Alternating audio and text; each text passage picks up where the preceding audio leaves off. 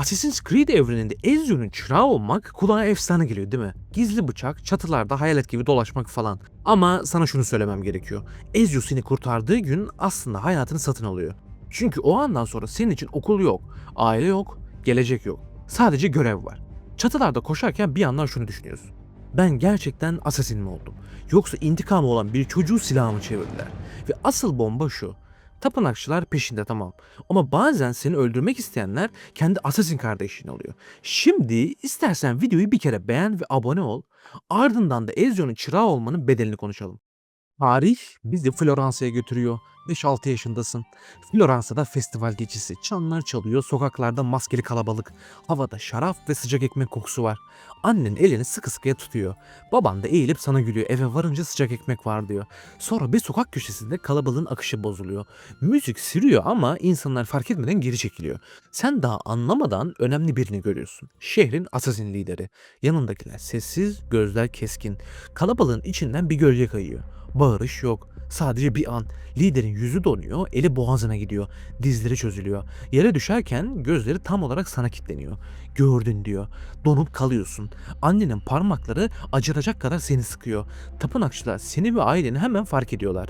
Birinin bakışı buz gibi. Bizi gördüler deyip sizi işaret ediyor. Anneni itiyorlar. Babanı duvara çarpıyorlar. Senin dünyan metalik bir sessizliğe dönüyor. Babanın gözleri son kez sana korkma der gibi bakıyor. Ama annenin eli senin elinden kayıp gidiyor. Tapınakçı seni hemen yakalayıp kavruyor. Karanlığa çekiyor. Ama senin dünyanda sadece o elin baskısı var. Diğeri yaklaşırken görgü şahidi kalmayacak diyor. Tam o an çatıda bir kiremit kayıyor. Bir silüet ay ışığını yarıp sokağa iniyor. Dizleri bile ses çıkarmıyor. Sadece pelerin dalgalanıyor. Sanki gece onunla gelmiş gibi. Ve karşında Ezio. Bileğinden çıkan gizli bıçak kısa bir parıltı yayıyor. Ve seni tutan adamın eli çözülüyor. Aynı anda iki asesin daha beliriyor. Biri kaçış yolunu kapatıyor, diğeri tapınakçıyı arkadan düşürüyor. 3 hareket, tek nefes. Kavga değil. Bu bir infaz. Ezio seni kolundan çekip geriye alıyor. Gözleri bir an liderin düştüğü yere kayıyor. Geç kaldığını anlıyor. Yetişemediler. Sonra diz çöküp yüzünü inceliyor. Ne gördün? Kaç kişilerdi? Üzerlerinde işaret var mıydı diye sana soruyor. Sense hıçkırıyorsun. Kelimeler dağınık. Ezio'nun bakışı annenle babanın kaldığı sokağa dönüyor ve o an her şeyi çözüyor. Sen artık yetimsin. Bir saniye duruyor ve sonra karar veriyor. Seni burada bırakamayız der gibi ayağa kalkıp sana elini uzatıyor. Benimle geleceksin deyip sana sahip çıkıyor. Ama içinde bir şart var. Hatırlayacaksın, anlatacaksın ve büyüyeceksin. Ve bunların hepsini Assassin kardeşliğinin yanında yapacaksın. Yetim kalmış bir çocuk olarak Floransa'nın arka sokaklarında büyüyorsun. Gündüzleri sıradan bir çocuk gibi görünmen gerekiyor. Geceleri düşmemeyi öğreniyorsun. Taş duvarların soğuğu avuçların içini kesiyor. Dizlerin sürekli yara, dirseklerin mosmor.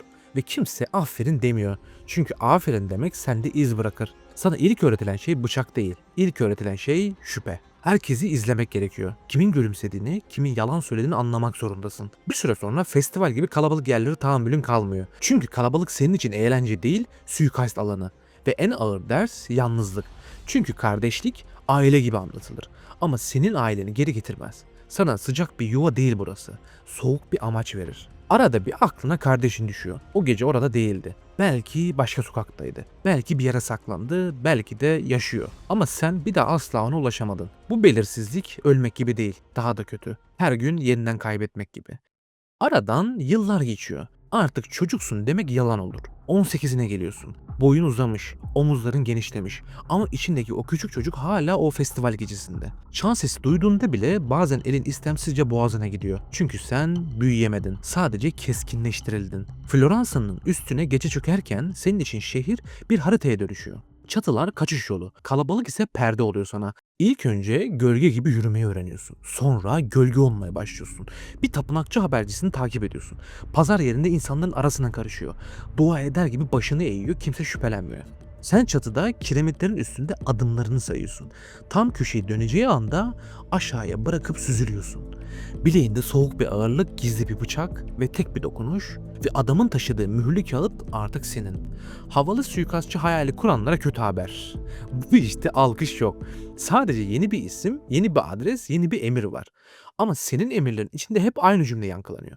Aileni öldürenleri bul. O yüzden her görevde gözün başka yerde. Yakaladığın her bilekte, her yüzükte, her sembolde aynı işareti arıyorsun. O bunları gördü diye bakış atan kimdi? Ve her tapınakçı düştüğünde içinden tek bir şey geçiyor. Bu daha başlangıç. Ben aradığım kişiye ulaşana kadar Floransa'da gece bitmeyecek. Assassin ustan Ezio'yu kenara çekiyor. Sesini kısaltıyor. Bu seferki hedef sıradan değil. Elindeki kağıdı uzatıyor. İsim, mühür, adres her şey hazır. Tapınakçı liderlerinden diyor. Ve o festival gecesinin emri verenlerinden biri olabilir. Bu cümle içini buz gibi kesiyor. Aynı anda yakıyor. Yıllardır aradığın şey ilk kez bu kadar sana yakın. O geceyi hatırlıyorsun. Sonra bileğindeki bıçağı tutup bu iş kişisel diye düşünüyorsun. Adam dar bir sokaktan geçerken çatıda paralel bir şekilde yürüyorsun. Bu şey döndüğün an aşağı doğru süzülüp kısa bir boğuşmayla tek bir anda onun canını alıyorsun. Ve gizli bıçağın ona doğru saplanıyor. Onu yere düşürmüyorsun. Ses çıkmasın diye tutuyorsun. Kulağın dibine eğilip fısıldıyorsun. Emri sen mi verdin? Adam kanlı bir nefese gülümsüyor. Hayır. Ama kim olduğunu biliyorum. Gözleri sönmeden önce son cümlesi dökülüyor dudaklarından. O Floransa'dan çoktan kaçtı. İran taraflarına Alamut'a gitti. Alamut'a gitti cümlesi kafana çarpıp geri sekiyor. Çünkü Alamut masal değil. Kardeşliğin kalbi, El Muallim'in kalesi.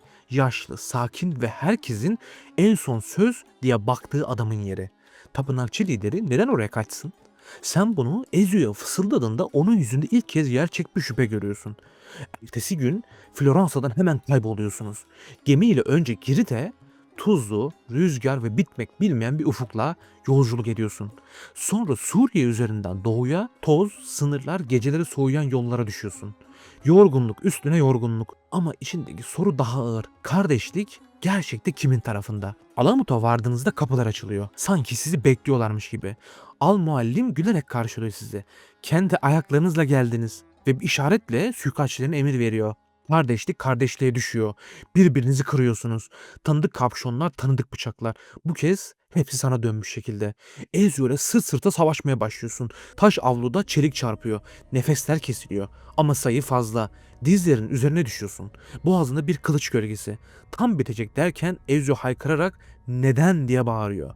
İhanet mi ediyorsun bize? Al muallimin cevabı soğuk. Cennet elması. Tapınakçılar bana onu getirebilir. Onunla dünya eğilir. O an anlıyorsun. Yaşlı adamın amacı düzen değil. Hüküm sürmek.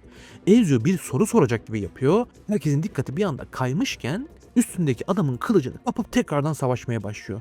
Al Muallim geriye doğru kaçmaya başlıyor. Dar bir geçitte yakalıyorsun onu. Üzerine atlayıp bıçağı boynuna dayıyorsun. Nereye gittiler diye fısıldıyorsun. Al Muallim'in sesi titriyor. İstanbul diyor ve sen cevabı alır almaz onu hemen yok ediyorsun. Floransa'da başlayan hikaye bir şehrin adıyla bitmiyor. Sadece yön değiştiriyor. Şimdiki durağın İstanbul, yani Konstantinopol. Aylar süren İstanbul yolculuğunuzun sonunda İstanbul'a Ezio ile aynı gemide geliyorsun. Ama sebebiniz aynı değil. Ezio'nun aklında cennet elması var. Bulacağız, çözeceğiz ve dünyayı kurtaracağız gibi büyük cümleler kuruyor. Senin aklında ise tek bir şey var. O festival gecesi. Bunu bir türlü aklından atamıyorsun. Annenin elinin elinden kayışı, babanın son bakışı. Şehre adım atınca İstanbul'un kokusu bile bir başka. Deniz, is, baharat, ter. Kalabalık bitmiyor. Herkesin bir hesabı var. Bir sokakta dua, öbüründe pazarlık. Ve tapınakçılar. Garip şekilde saklanmıyorlar burada. Burada büyümüşler. Sanki biz buradayız diye özellikle yürüyen adamlar var. Ama yalnız değilsin. Konstantinopolis'in düşüşünden sonra İshak Paşa'nın kurduğu Osmanlı Assassin kardeşliği şehrin içinde nefes alıyor. Amaçları belli. Bizans'tan kalan tapınakçı ağını kesmek. Kardeşlik artık paranoyak. Kimse kimseye güvenmiyor. Senin yüzündeki yorgunluğu düşman maskesi sanıyorlar. Bir gün bir tapınakçı suikastine çıkıyorsunuz ve bir anda pusuya düşüyorsunuz. Oklar geliyor, kaçış yok. Gözünü açtığında sandalyeye bağlısın. İlk tepkin hazır. Tapınakçılar bizi yakaladı herhalde. Sonra kapşonları görüyorsun. Ama sembol tanıdık. Bunlar Osmanlı kardeşliği. Sorgu başlıyor. Alamut'tan mı geldin? Al Muallim'in adamı mısın? Ezio neden burada? Anlatmaya başlıyorsun. İhanet ve cennet elması. İstanbul'a kaçan tapınakçı lideri. Ama gözlerindeki şüphe kaybolmuyor. Ezio da konuşuyor. Şehzade Süleyman'la dostluğum var. Ona bir mektup yollayın, o zaman anlayacaksınız diyor. Sadece tek bir şey söylüyorlar. Bekleyelim ve görelim. Aradan haftalar geçiyor. Hücre rutubetli. Zaman ağır. Senin içindeki intikam ise hiç yorulmuyor. Derken bir gün bir ulak geliyor. Süleyman İstanbul'a doğru yola çıkmış. Serbest bırakılacaklar. Emri net. Kapı açılıyor, güneş gözünü alıyor. Sen dışarı çıkarken bile hala arkana bakıyorsun. Çünkü bu şehirde en tehlikeli bıçak hep arkadan gelen olmuştur. Serbest kaldıktan sonra Osmanlı kardeşliği sana bir liste uzatıyor. İstanbul'daki en önemli tapınakçılar. Bazıları öyle güçlenmiş ki dokunulmaz gibiler. Tüccar, kadı, sarayla bağlantılı isimler ve sen satırların arasında bir isme takılıp kalıyorsun. Gözlerin kan çanağına dönüyor. İçine o eski gece doluyor. Aradığın adam burada. Üstelik sıradan bir hedef değil. Saray bürokrasisinde ve padişaha yakın. Yani ona dokunmak sadece bir suikast değil. Hücre kapısı kapanıp açılalı daha birkaç saat olmuş. Senin içindeki kapı hala kapalı. Ezio ile Sarayburnu'nda Şehzade Süleyman'la buluşuyorsun. Deniz kokusu, martı sesi ama senin kulağında sadece intikamın uğultusu var. Ezio konuşuyor. Sarayda tapınakçıların olduğunu, birinin çok yüksek bir yerde saklandığını söylüyor.